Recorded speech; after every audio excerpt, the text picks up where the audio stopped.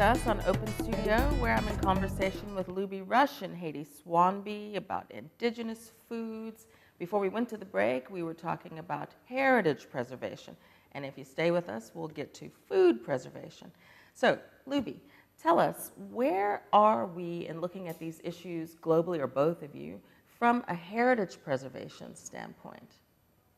Well, I think that there is growing interest actually in heritage preservation for a number of reasons and across a number of spheres. From a local community point of view, I think there's increasing interest. And I think from a food sovereignty conversation point of view, that's really important, because that is kind of at the root base of where heritage sits, where people are very directly linked to a place where they are and the foods that come from that place, and long traditions of handing that through a family and through a community.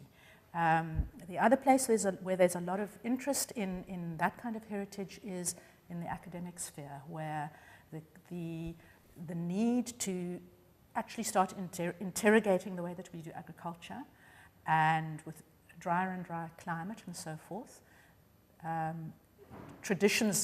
indigenous traditions can hold a lot of solutions for some of the pickles that we find ourselves in. So there's increasing interest in that sort of sphere as well. But I mean, in view of today's conversation, it's actually like on the ground interest, direct connection with the place where you are and the way in which that place can feed you. I mean, what's happened in the Western Cape is that there's been a very severe disconnection there, because a lot of that traditional knowledge was held in place in the landscape where you foraged. And as soon as you got removed from that landscape, then it really puts your kind of history of knowledge and heritage enormously at risk, because your knowledge is absolutely seated in place. If you're a farmer, you can start farming somewhere slightly different. But if your knowledge is completely held in a landscape, then if you take somebody away from that landscape, you really do threaten their knowledge. And that's a big issue for me in the work that I do, is how do you actually start reversing that? That's a good segue to an earlier conversation that we had about the Western Cape provincial framework for food sovereignty and nutrition. So is there space within that framework to consider location, landscape, heritage? Well, the Western Cape Food Sovereignty Strategy it's a really interesting document. I'm so impressed with the government and how they've really delved into the broad issues around what makes us food secure. And they haven't managed, I mean, it's a very broad document. They're working all the way from creating more opportunities for breastfeeding in the workplace right up to dealing with waste in food system. So there are a lot of issues to look at. One of the things they want to do is to start supporting small-scale farmers and family farmers a lot more effectively. And so they're very willing and open to thinking about how they can do that more effectively. And I think there's not a lot of knowledge in our government around this aspect of agriculture at all. So the fact that they're willing to start speaking to people like Loubie, who have so much expertise, and start trying to see how to shift it is really encouraging. So then how can others locally feed into that system with this indigenous, localized, endemic knowledge and points of access? Because I'm sure there are many of us at home who say, well, I know what's in my garden and I can make what's available. How do we feed that information in? Well, what they've said is that they want this document to be a living document and to be a lot of engagement around it. So I think people need to look out for any activities that are being advertised by the Western Cape government, and also to contact them directly if you've got a project that's happening and working, just to really start showing some different possibilities, some alternatives, and if people are thinking out of the box. Just to start creating some awareness in those bureaucratic structures that are so used to servicing large commercial farmers. Like, there are a lot of different ways, because really the issue of hunger in South Africa and in the Western Cape, I think people would be shocked to learn that a quarter of our children are stunted, and that 40% of our households are going to bed hungry every night. So the system we have at the moment is not working. So people who are working on fresh ideas really need to be interacting with our regulators to try and find new ways.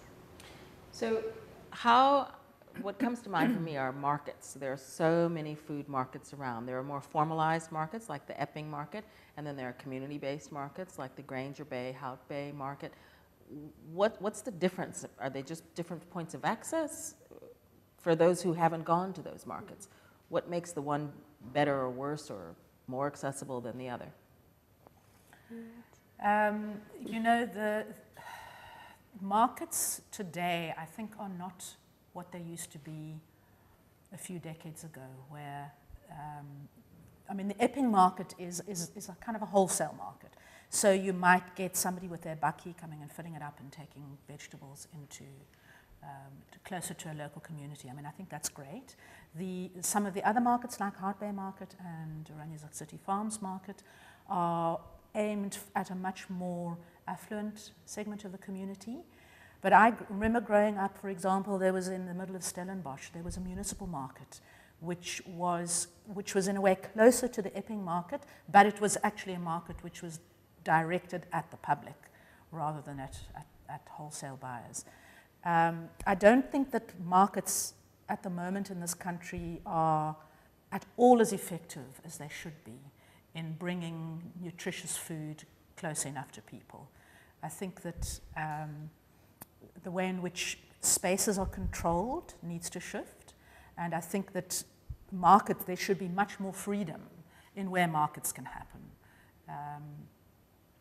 And then in terms of, I mean, it's a whole nother conversation when you start looking at actually how the food is being grown, so I won't go there at all.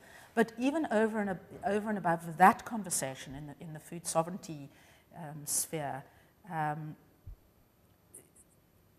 actually getting access to making your own food, growing your own food, that is another aspect which I think needs to be looked at as well.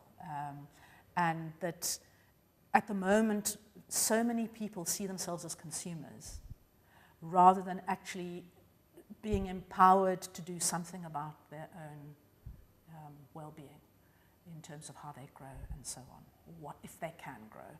And I think that conversation needs to be had more, or even for that matter, actually in the sphere in which I work, where I'm aware of how much food is actually growing everywhere that people don't even recognize as food. So there are all sorts of things growing on the pavements of Khayelitsha that are edible that people have no idea are edible, and yet people are going hungry.